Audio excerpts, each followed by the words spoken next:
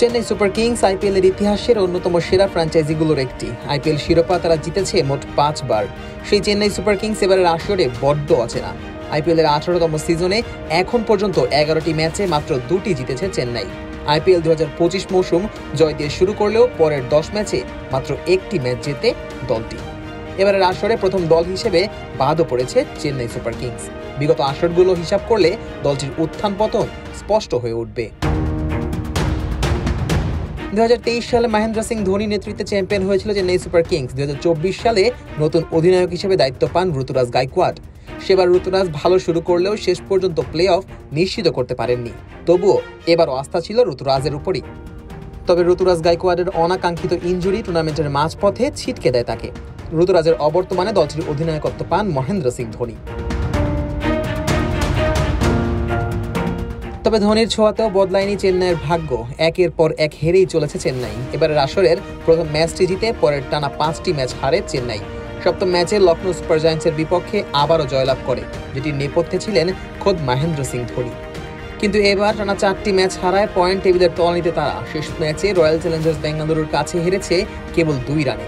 আর সেই হারের দায় পুরোটাই নিজের কাঁধে নিলেন মহেন্দ্র সিং ধোনি। শেষ ওভারে জয়ের জন্য চেন্নাই সুপার কিংসের প্রয়োজন ছিল 15 রান। বল হাতে ছিলেন রয়্যাল চ্যালেঞ্জার্স বেঙ্গালুরুর বাঁহাতি পেসার ইয়াশ দয়াল। প্রথম বলে দিলেন কেবলমাত্র 2 রান। তৃতীয় বলে একটি ফুল টস, যেখানে এলবিডব্লিউ হয়ে ফিরে যান মহেন্দ্র সিং ধোনি। এদিন ব্যাট হাতে ধোনি 1 ছক্কায় 8 বলে 12 রানের ইনিংস খেলেন। তবে এই রকম ম্যাচটি ধোনির শেষ করে আসা উচিত ছিল বলে তিনি নিজেই মনে করছেন। ম্যাচ শেষে তিনি এই ম্যাচের পুরো দায়টাই নিজের ঘাড়ে নিয়েছেন। তিনি মনে করেন তিনি যদি কয়েকটি বাউন্ডারি আনতে পারতেন তাহলে সেটা দলের ওপর চাপ অনেকটাই কমিয়ে দিত। তাছাড়া প্রথম ইনিংসের বোলিংটাও শেষের দিকে ভালো হয়নি চেন্নাইয়ের।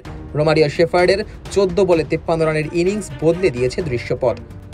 ধোনি বলেন, চেন্নাই ভালো শুরু করলেও রোমারিও শেষ দিকে দুর্দান্ত খেলেছেন। আমাদের বোলাররা যাই বল করেছেন সে সর্বোচ্চ রান তুলে নিয়েছেন। তাছাড়া ধোনি মনে করেন ব্যাটারদের আরও স্কিল ট্রেনিং দরকার, বিশেষ করে ইয়র্কারের বিরুদ্ধে। ধোনির মতে ব্যাটসম্যান যখন বল পেটাতে শুরু করে তখন ইয়র্কারের উপর নির্ভর করতেই হয়, কিন্তু ইয়র্কারের ভুলের সুযোগ খুব কম। তাই ইয়র্কার না হলে লো ফুল টস বলও কার্যকর হতে পারে।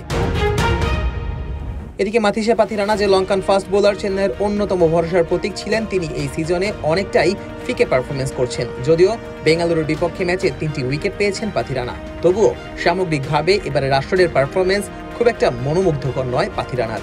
অনেকেই মহেন্দ্র সিং ধোনিকে পাথিরানার অভিভাবক মনে করেন। সেই অভিভাবকের জায়গা থেকে ধোনি পাথিরানাকে নিয়ে বলেন, পাথিরানার ইয়র্কার না হলে তিনি গতি ও বাউন্সার ব্যবহার করে ব্যাটারদের বিভ্রান্ত করতে পারেন। যেহেতু ইয়র্কার মিস করলে ব্যাটারের হিট করার সম্ভাবনাও বেড়ে যায়, তাই এবার পাথিরানা মাঝে মাঝে একটু খরচে হয়ে যাচ্ছে। কিন্তু পাথিরানার পারঙ্গম্যতায় সন্দেহ নেই কারোরই। এ আসরে চেন্নাই সুপার কিংস ছিল একেবারে ছন্নছাড়া। টুর্নামেন্টের শুরু থেকেই কখনো ভালো কম্বিনেশন পায়নি দলটি। বল হাতে খালিল আহমেদ ও নূর আহমেদ শুরুর দিকে ভালো করলেও শেষ দিকে হয়ে পড়েন ছন্নছাড়া। অন্যদিকে ব্যাটিং অর্ডারেও কোনো স্থিতিশীলতা দেখা যায়নি। প্রথম দিকে প্রাচীন রবীন্দ্র বা ডেভন কনওয়ে শুরু করলেও এখন ওপেনিং করছেন তরুণ আয়ুষ মাহাত্রে ও শেখ রাশিদ। শুধু তাই নয়, টুর্নামেন্টের রাহুল ত্রিপাঠী এবং দীপক হুডারাও ব্যর্থ হয়েছেন। এত সব পারফরমেন্সের ভিড়ে সমালোচনার তীরটা কেন যেন কেবল 40 বছর বয়সী ধোনির দিকে তাক করে। অথচ চেন্নাই সুপার কিংসের এই দলে এবার কেউই ব্যাট হাতে পারফর্ম করতে পারেননি। টুর্নামেন্টে এখন পর্যন্ত সর্বোচ্চ রান সংগ্রাহক বিরাট কোহলি, যার রান 505। সেখানে চেন্নাইয়ের সর্বোচ্চ রান সংগ্রাহক রবীন্দ্র জাদেজা, যার রান মাত্র 260। রান তালিকায় তিনি আছেন 21 নম্বরে। জাদেজার পর চেন্নাইয়ের হয়ে সবচেয়ে বেশি রান করেছেন শিবম দুবে, 256 রান করে তালিকায় জাদেজার পরেই দুবের অবস্থান। বোঝাই যাচ্ছে চেন্নাইয়ের ব্যাটাররা এবার কতটা অসহায় ছিলেন। সেখানে মহেন্দ্র সিং ধোনি শেষ দিকে ব্যাট করতে নেমেও 23 গড় ও 148 স্ট্রাইক রেটের সঙ্গে করেছেন 163 রান। ব্যাট হাতে দলকে জিতিয়ে ম্যাচ সেরা হয়েছেন লখনৌ সুপার জায়ান্টসের বিপক্ষে। শুধু তাই নয়, এবারের আসরে সূর্যকুমার যাদব ও ফিল সল্টকে দ্রুততম সময়ের মধ্যে স্ট্যাম্পিং করে ক্রিকেট প্রেমীদের আলোচনায়ও এসেছেন বারংবার। চেন্নাই সুপার কিংসের পারফরমেন্স মলিন হলেও মলিন ছিলেন না মহেন্দ্র সিং ধোনি। তবুও দলের ব্যর্থতার দিনে বাকিদের বাঁচাতে ঢাল হয়ে দাঁড়িয়েছেন তিনি।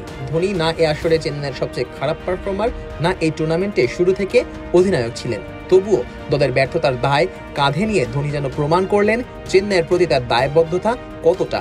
অধিনায়ক হিসেবে ধোনির নেতৃত্ব গুণ কতটা দৃঢ়, কতটা বলিষ্ঠ।